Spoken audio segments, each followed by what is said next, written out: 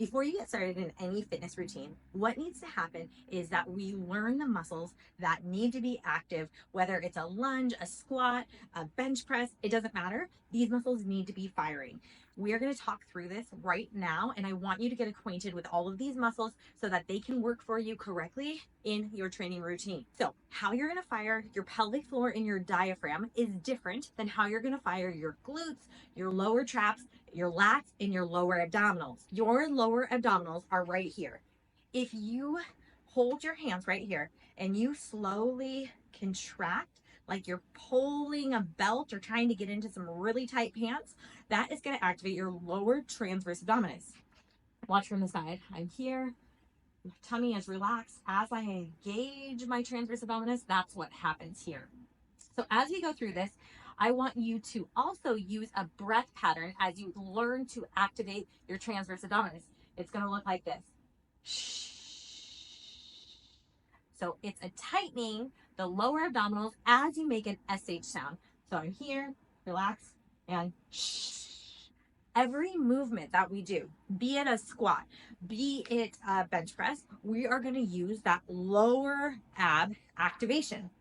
Now, for any upper body movement and some lower body movement too, we want to make sure that we activate the lats and the lower traps. How we're going to do that is we are going to make sure that our shoulders aren't up here, but that they're down, kind of in our back pocket, but still stacked up on our skeleton. So if my shoulders are here, then I drop them down. That is my lats and my lower traps are active. I can feel the strength happening in my back muscles here. That is activating the traps and the lat muscles and the lower trap muscles. So these are going to be essential when we're talking through different exercises. And I just want you to have some baseline of how to engage those muscles. The next thing I want you to do is find your glutes. So a good way to find your glutes is by simply learning how to hip hinge.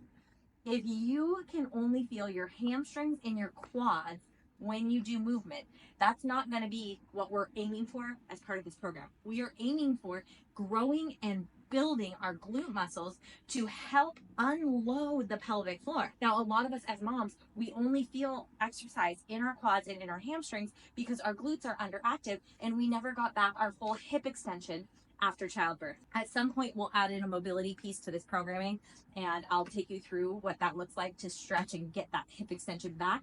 But in the meantime, we are going to work on connecting our brains to our glute muscles. One thing you can do to get this activation is to press your arch of your foot and your big toes down into the floor. And as you're standing up nice and tall, you can see if your glutes can activate.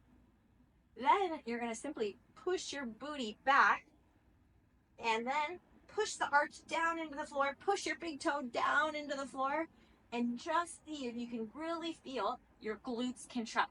If you're only feeling your hamstring contract, that's not what we are aiming for. So one modification that you can make to start getting your glute connected, your brain connected to your glutes would be this exercise here. If you have a wall or anything like that, you're gonna push your knee and your foot into the wall, feeling the glute activate on the standing leg.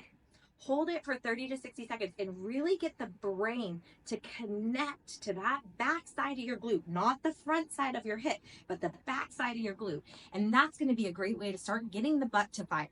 Now we need to talk about the diaphragm and the pelvic floor, the two other aspects of the core that are going to be involved in this programming. When you inhale, the pelvic floor needs to open and the diaphragm needs to open. When you exhale, the pelvic floor recoils, the diaphragm recoils. With this programming, all exertional movements, especially when loaded with weight, we are going to exhale with the exertion or with the hardest part of the movement. So I will walk you through that and I'll talk you through that when we go through these exercises.